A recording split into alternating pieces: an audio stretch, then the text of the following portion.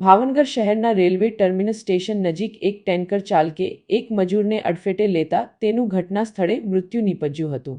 Railway terminus station નજીક એક tanker ચાલક જતો હોય ત્યારે રસ્તા પર ચાલ્યા જતા મજૂર નરેશભાઈ મકવાણા નામના શખ્સને અડફેટે લીધો હતો।